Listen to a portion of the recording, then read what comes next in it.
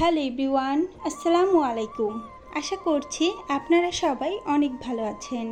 আলহামদুলিল্লাহ, আল্লাহর রহমতে এবং আপনাদের দুয়ায় আমরাও ভালো আছি। শুক্রবারে সকাল থেকে রাত পর্যন্ত সারাদিন ছেলে আর মেয়েকে নিয়ে কি করলাম সেটাই থাকছে আজকের এই ভিডিওতে। তো চলুন কথা না বাড়িয়ে মূল ভিডিওতে চলে যাই। শুক্রবারে যেহেতু আমার হাজব্যান্ডের দোকান বন্ধ থাকে, তাই সে কাজে যায় না, বাসায়ই থাকে। সেদিন আমার মেয়ে সকালে ঘুম থেকে উঠে বলছিল সে নাকি বাইরে নাস্তা খেতে যাবে, তার নাকি নেহারি খেতে ইচ্ছে করছে। যেই কথা সেই কাজ, আমরা সকালবেলা ঘুম থেকে উঠে চলে আসলাম বাইরে নাস্তা খাওয়ার জন্য। সে পরীক্ষায় ভালো রেজাল্ট করেছিল, এই কারণে তাকে নাকি গরুর নেহারি খাওয়াতে হবে, তাই তার বাবা তার কথা অনুযায়ী তাকে নেহারি খাওয়ালো।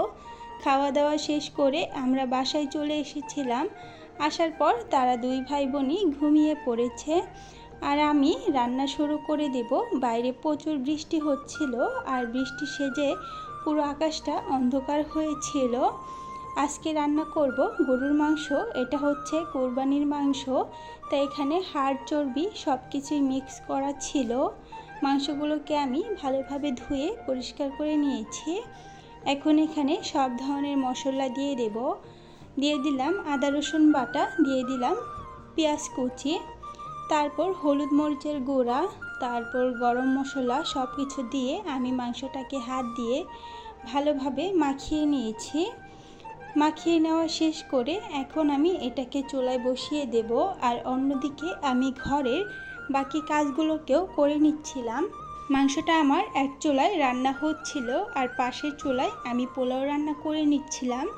ঘরে মাংস রান্না হলে আমার মেয়ের বায়না থাকে পোলাও রান্না করার, সে পোলাও খেতে অনেক পছন্দ করে।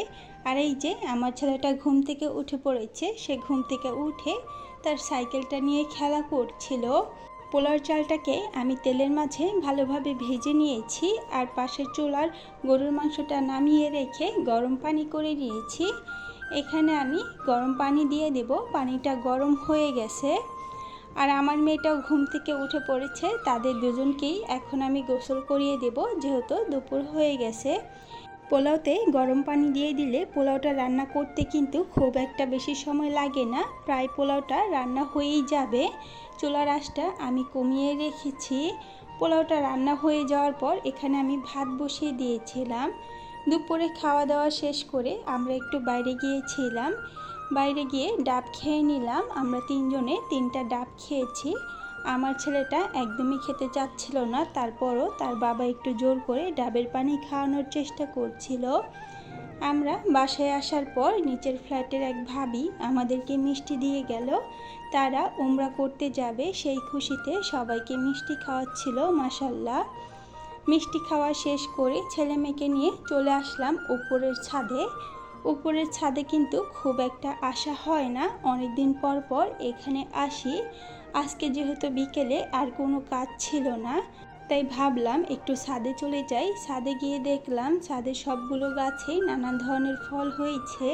আর এটা হচ্ছে আঙ্গুর গাছ। এই আঙ্গুর গাছটা আঙ্গুরের বীজ থেকে চারা তোলানো হয়েছে। মাশাল্লাহ, গাছটা কিন্তু অনেক সুন্দর হয়েছে। আর এখানে কয়েকটা মালটা ধরেছিল গাছে, যেগুলো দেখতে অনেক ভালো লাগছিল। আমার ছেলেটা তো গাছের মাঝে এই ফলগুলো দেখে অনেক খুশি হয়ে গেছে, সে অনেক খুশি মনে ছাদে এসে ঘোরাঘুরি করছিল। এই তো আমি একটু ভিডিও করে নিচ্ছিলাম, কিছুক্ষণের মধ্যেই সন্ধ্যা হয়ে যাবে।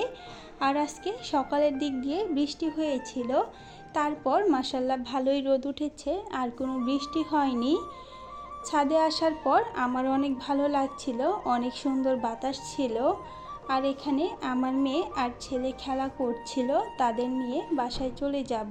মাগরিবের আজান দিয়ে দিয়েছে। আজকের ভিডিওটা ছিল এই পর্যন্তই। ভিডিওটি আপনাদের কাছে কেমন লেগেছে কমেন্ট করে জানিয়ে দেবেন।